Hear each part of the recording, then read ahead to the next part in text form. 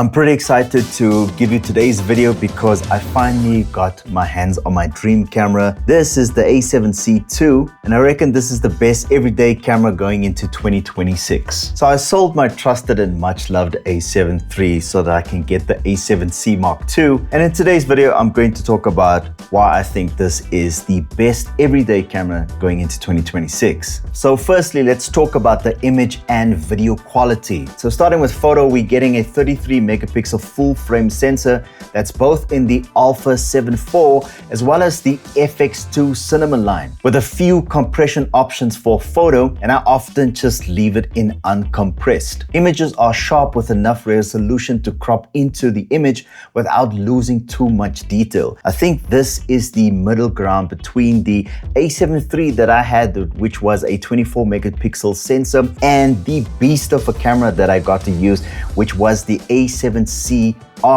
That one has a 61 megapixel sensor, but the problem with the A7CII is that the file sizes are just too big. And I think when it comes to the A7C Mark II, the 33 megapixel sensor is just the sweet spot between those two, and the file sizes aren't that humongous, so storage is not a stress factor. For video, we're getting a crisp 4K image that's downsampled from 7K, combined with that 10-bit 422 color. The end result is that it's a sharper image with enough room to crop in without losing too much detail. We're also getting flexible ISO log shooting options that sets the picture profile to S-Gamma3.Cine S-Log3 and dual base ISO of 800 and 3200 ISO, which is much better than the FX30 that I'm currently shooting on that has a second base ISO of 2500. Making this a balanced hybrid where both photo and video is great coming out of this camera. The downside is if you are prone to shooting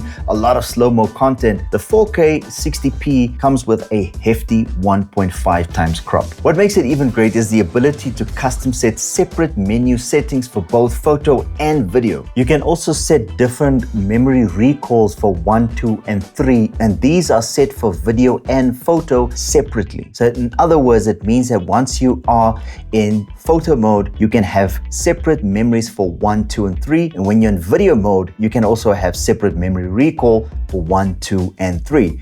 Meaning that 1, for an example, can be set at 25 frames per second, 2 can be set at 50 frames per second, and 3 can be set at 100 frames per second if you are in a PAL region. The same can be set for NTSC regions, where you can set 1 for 24 frames per second, 2 at 60 frames per second, and 3 at 120 frames per second. It takes 10 frames per second continuous shooting and up to 7 stops of in-body stabilization, and it also has 3 levels of electronic stabilization, which is standard, active, and dynamic active. The only downside is that the dynamic active also comes with a hefty 1.5 times crop. The winner for me in the A7C Mark II is definitely its autofocus system. With its AI processing engine, it offers real-time tracking in video and also 7 subject recognition targets in photo that ranges from human, bird, animal, insect, car, train, and airplane targets. You can also flip it into auto and the system will automatically recognize the subject in the frame. The A7C Mark II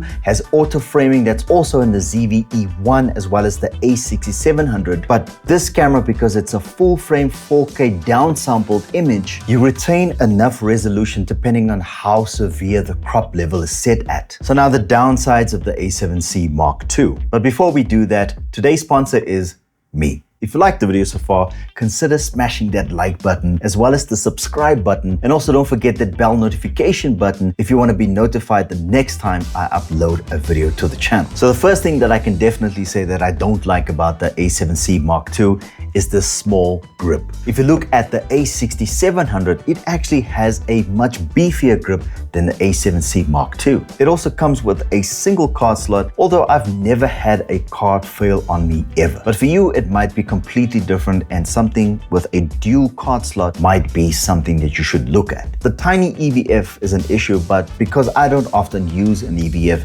this is really not an issue for me. But something that is a problem for me is that it has fewer customizable buttons that I miss from my A7 III, and it also doesn't have that rear joystick, which was also a great feature when it came to the A7 III. The plus side when it comes to the A7C Mark II is that you can do all of those functionality using the touch screen. The shutter speed only goes up to 4 thousandths of a second when you're in mechanical shutter, but the electronic shutter, you can bump that up to 8,000. The only issue is that you're going to see a lot of banding in the image, so just be careful. So my final thoughts. So overall, the A7C Mark II is a great everyday camera for casual shooting as well as semi-pro, but it still holds up in any professional setting. But if you're used to having dual card slots and you shoot up to 8,000 shutter speed, then maybe something like the A7 IV or maybe the A7 V is something that you need to look at. But for its price, its compact build, and that mighty 33 megapixel sensor, I'm super happy with this camera,